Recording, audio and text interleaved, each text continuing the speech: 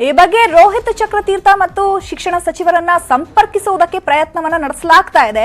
ಹಾಗಿದ್ರೆ ಅವರು ಏನ್ ಕ್ಲಾರಿಫಿಕೇಶನ್ ಕೊಡ್ತಾರೆ, ಅವರ ಸ್ಪಷ್ಟನೆಯನ್ನ ಪಡೆಯೋ ಪ್ರಯತ್ನವನ್ನ ನಾವು ಕೂಡ ಮಾಡ್ತಾ ಇದೀವಿ. ಬಟ್ ಈ ವಿಚಾರಕ್ಕೆ ಸಂಬಂಧಪಟ್ಟಂತೆ ಅವರು ಏನ್ ಕ್ಲಾರಿಫಿಕೇಶನ್ ಕೊಡ್ತಾರೆ ಅನ್ನುವಂಥದ್ದನ್ನ ಕಾದ್ ನೋಡಬೇಕಾಗಿದೆ. ಬಿಜೆಪಿ 3ನೇ ಅಭ್ಯರ್ಥಿ ಗೆಲ್ತಾರಾ ಸೋಲ್ತಾರಾ? ಕಾಂಗ್ರೆಸ್ನ 2ನೇ ಅಭ್ಯರ್ಥಿ ಖಾತೆ ಏನಾಗುತ್ತೆ? ಕುಪೇಂದ್ರ ರೆಡ್ಡಿ ಗೆಲ್ಲಿಸ್ತಾರಾ? HDD HDK? ರಾಜ್ಯಸಭೆ ರಾಜಕೀಯ ಬಿಗ್ ಕವರೇಜ್.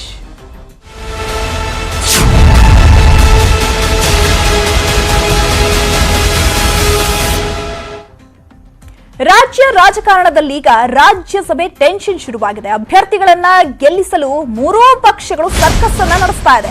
ತನ್ನ 3 ಅಭ್ಯರ್ಥಿಗಳನ್ನ ಗೆಲ್ಲಿಸಲು ಬಿಜೆಪಿ ಪಣವನ್ನ ತೊಟ್ಟಿದೆ.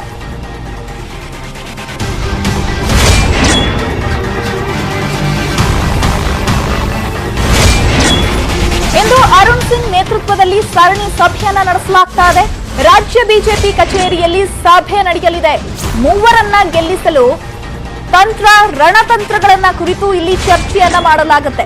2 ಅಭ್ಯರ್ಥಿ ಗೆಲ್ಲಿಸಲು ಯಾವುದೇ ಸಮಸ್ಯೆ ಈಗ ಇಲ್ಲ.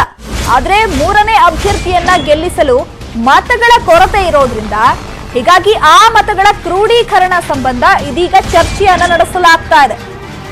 ಈಗ ನಾವು 3 ಅಭ್ಯರ್ಥಿಗಳನ್ನ ಗೆಲ್ಲಿಸಲೇಬೇಕು ಅನ್ನುವಂತಹ ಪಣವನ್ನ ತೊಟ್ಟಿರುವಂತದ್ದು ಬಿಜೆಪಿ. ಈಗ 2 ಅಭ್ಯರ್ಥಿಗಳನ್ನ ಈಸಿಯಾಗಿ ಗೆಲ್ಲಿಸಬಹುದು. ಈಗ 3 ಅಭ್ಯರ್ಥಿಗಳು ಅಂತಂದ್ರೆ ಒಂದು ನಿರ್ಮಲಾ ಸೀತಾರಾಮನ್, ಹಾಗೆ ಜಗ್ಗೇಶ್, ಹಾಗೆ ಲೇಹರ್ ಸಿಂಗ್ ಅವರು.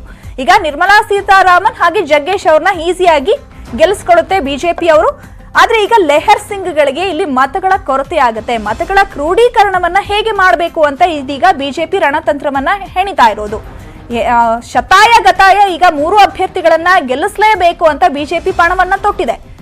ಅದರ ಬೆನ್ನಲ್ಲೇ ಇದೀಗ ಅರುಣ್ ಸಿಂಗ್ ನೇತೃತ್ವದಲ್ಲಿ ಸರಣಿ ಸಭೆಯನ್ನ ಮಾಡಲಾಗ್ತಾ ಇದೆ. ಸಾಕಷ್ಟು ಚರ್ಚೆಗಳನ್ನ ಮಾಡಲಾಗ್ತಾ ಇದೆ, ಹಾಗೆ ಸ್ಟ್ರಾಟಜಿಗಳನ್ನ ಕೂಡ ಮಾಡಲಾಗ್ತಾ ಇದೆ.